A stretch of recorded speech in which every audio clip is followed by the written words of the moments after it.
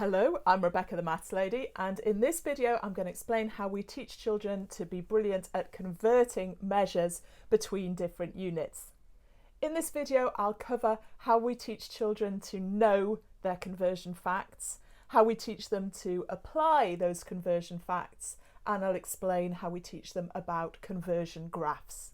There are no particular videos you need to have watched before this one, but during the video I'll refer to some videos that you might like to look at if you find your children have a particular weakness as you work through this topic. Right, let's get started by talking about how we make sure children learn their conversion facts. And an example of such a fact would be that there are 100 centimetres in a metre. Now, I've already created specific videos where I've explained how we teach children to have a deep understanding of each type of measure: length, weight, capacity, time and temperature. And in those videos I've explained the basics of unit conversion. So for example, when we're talking about metres and centimetres, I've explained how we'd expect children to be able to visualise 210 centimetres as 210 centimetres or 2.1 metres or 2 metres and 10 centimetres. So if that's the basic level that your children need to be working at, then you need to go back to those videos. And you can find the list of all the videos on teaching primary maths that I've created at www.authenticmaths.co.uk/videos. So this video looks at how we work with children now they've got that understanding, but they really need to master their conversion facts. Once children understand their measure conversions and can visualise them, they need to rote learn them. And rote learning is best done with flashcards and drills. So I've created a worksheet for flashcards. It's this one. And on the back are the conversions. And that can be downloaded free from all the usual places, which you can find at www.authenticmaths.co.uk/worksheets. Now, before I continue with this, I need to be clear that this worksheet covers the English primary maths national curriculum. So the spelling is English, the measures are British imperial measures, which are sometimes different to US measures, and some of the spellings are different internationally. So if you're not working in an English school, you can download this worksheet. It's in Word, but you need to check your spellings, check that the unit conversions are correct for your country, and you can delete and add cards to suit your curriculum. Right, let's take a closer look at how these work. This one, 1 centimetre, and there's a single equals sign, so we're looking for a direct conversion, and in this case it's 10 millimetres. If we look at this one, 1 foot, there's an equals and an approximately equals sign, so we need a perfect conversion and an approximate conversion, which means we're going between imperial and metric measures. So in this case, the exact conversion is 12 inches and the approximate conversion is 30 centimetres. So if we look at one like this, 5 miles, that's an approximately equals sign. So we're looking for an imperial to metric conversion, and we need to know that 5 miles is about 8 kilometres. And I've also put in the relationships between 1 mile in kilometres and 1 kilometre in miles. They're in this pack. Here we've got an approximate conversion for 1 pint, which is 568 millilitres. If you don't want it to that degree of detail, you can adjust that. And so it goes on. With a metre, we've got 2 exactly equals signs, and that tells us we're looking for 100 centimetres and 1000 millimetres. Need 2 answers to get that one. And then I've got a bit of general vocabulary in here. Kilo, children need to know that that's 1000 and link it to kilometres and kilograms. Cent, children need to link that to 100, as in centigrade or centimetres, or cents in a dollar. And milli, we need to know that that is 1,000th and link it to millimetres and millilitres. So if you download these flashcards, you need to print them out 2-sided, binding on the short edge, which is not how we normally print 2-sided, but it was the only way I could create these so that the backs would match with the fronts. And you can work with these facts both ways. Children can create their own sets and they can throw away the ones that they know they deeply know. And you can focus in on the ones that they're not so sure about and drill those until they are deeply known. And if you find that they're good at time but they're terrible at capacity, it's probably because they haven't done capacity really well. They haven't been taught it well. So you can go back to the video on capacity and spend a little time working around that, and then it should be much easier for them. Okay, let's talk about unit conversion questions. Now, most worksheets on this are terrible because there are some subliminal cues that are telling children what to do. So let's take, for example, the conversion between feet and inches. There are 12 inches in a foot. And when children have learnt their facts, they should know that. But the problem you get is for a feet and inches conversion, if you're converting feet to inches, you tend to get a question like, write 3 feet in inches. And children know to multiply by 12 because they can't be dividing by 12 because that'd be too hard. So they don't clearly think about whether they're multiplying or dividing. They don't make a decision. It just flows from the numbers that are chosen for the question. And if you set up questions like that, children quickly develop really bad habits with conversion questions where they just look at the number. And if it's a multiple of, it's in the times table of the number that you're multiplying or dividing by, then they divide. And if it's not, then they multiply. And they don't stop to think.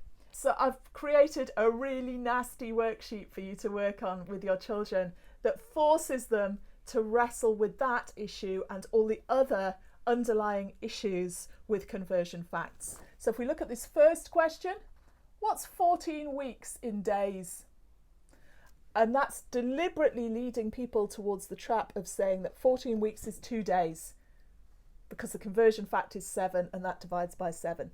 And if you're setting this worksheet, you want to stop them right there and tell them that they need to think, they need to use their common sense. And we've got to get that sense checking into work on conversion facts from the beginning. So here's another one. 50 centimetres is how many millimetres? It's tempting to write 5. You've got to stop, you've got to think, you've got to visualise it. And it's really hard to force children to remember that visualisation step. It's much more effective at this age just to catch them out again and again until they deeply realise that they've got to sense check their answers. As we carry on this worksheet, when we get to question 9, suddenly we have to introduce decimals. 3 days as weeks, well, that's 3/7 of a week, and I've given a clue that fractions are needed. And at the bottom I've got a couple of questions where there are 2 stages to the conversion, just as a nice tricky extension. If I was working with a class of 10 or 11-year-olds on this, I would set it for them as a group challenge. I'd set them some time working entirely on their own, where they couldn't speak to the rest of their group, and then I'd give each group a separate worksheet to compile their answers on, and they need to agree on every answer they submit.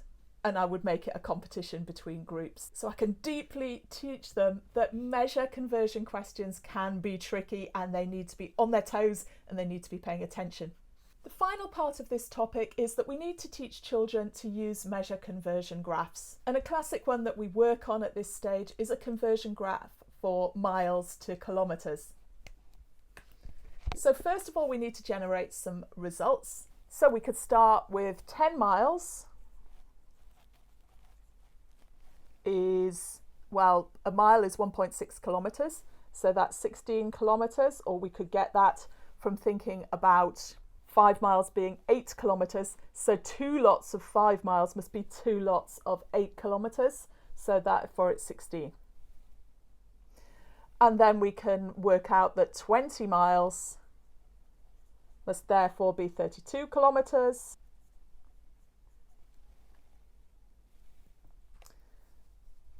And then we need to draw a graph. Now at this level, it's more important that children can read graphs and use them for measure conversions than that they can draw them. But it's useful to take them through drawing at least one graph, so they've got that experience. So we need to carefully help them set up some axes, and each needs to be labelled. I've got miles going across here and kilometres going up the side. This would be better on graph paper. I'm just using this because it's easier to put this on camera. And then we can start to mark some points. Well, no miles is no kilometres. 10 miles we know is 16 kilometres. So that's going to be about there, and we can have a good discussion about where exactly it would be. 20 miles is 32 kilometres, so it's going to be bit over halfway up there, and so on. And when we've plotted a few points, we can see that they can be joined up with a straight line, and we can discuss whether everything on this line shows a conversion fact. And then we can start to use this graph.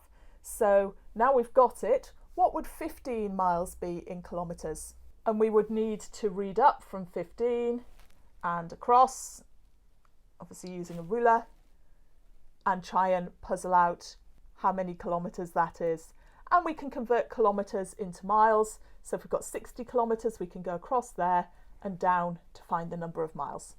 So I suggest you construct one conversion graph like that carefully, and then you show children some more conversion graphs, for example, from pounds to kilograms, from pints to litres. And in the last video, which was on temperature, I developed one for converting degrees centigrade to degrees Fahrenheit.